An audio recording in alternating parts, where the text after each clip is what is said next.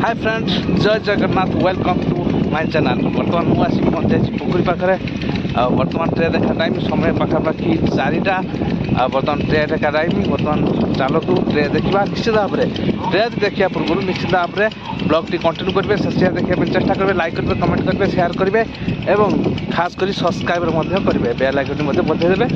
चलतु आज blog T start करिया। बर्तमान ट्रे देखा टाइम हो बर्तमान चलतु ट्रेटा देखा।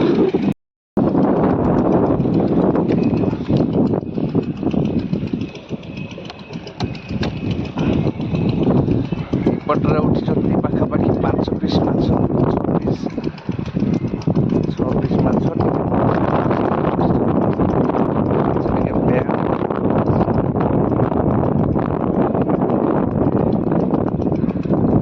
बर्तमान 4 नंबर डेट देखा। 4 नंबर डेट देखा।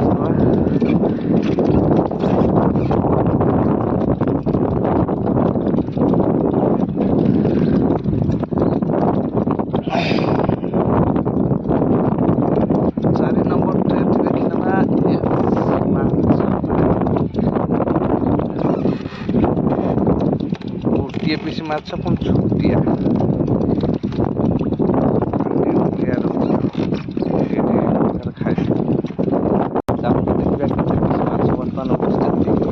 फिड खाई कि ना देखा। बर्तमान देखु वाओ ये देखु बर्तमान माछ कि फिड खाई झाड़ा माछ 8-10 पिस उठी।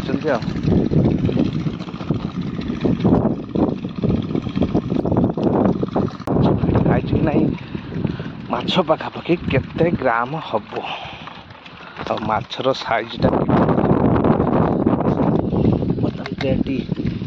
उठे नवा ए माछ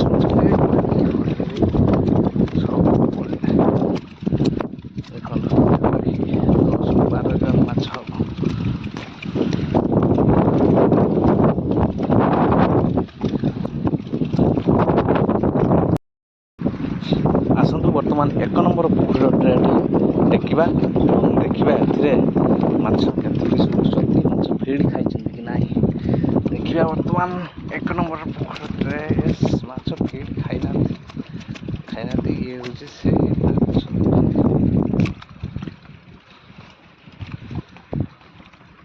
फाइनाली बर्तमान 2 नंबर पोखरी देखीदे। बर्तमान ट्रेटी देखा माछर केते पिस उठुछंती, माछर ग्रोथ केमिति, माछ फिड खाई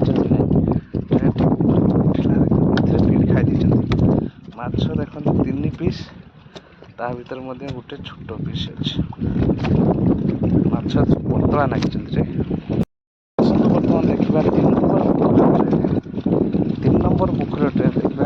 एसे देखा माछ खाई कि ना फिड और माछ केते बड़ा हेलानी जहाँ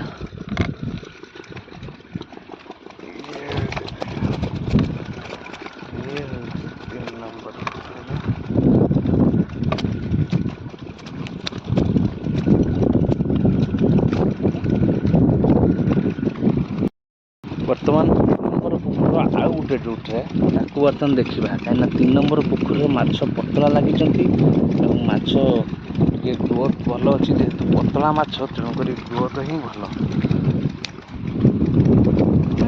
पानी भी विशेष पोखर रोना लिकेज पलि गोटे पीस उठी देखते ये पाखापाखि 20 ग्राम हम।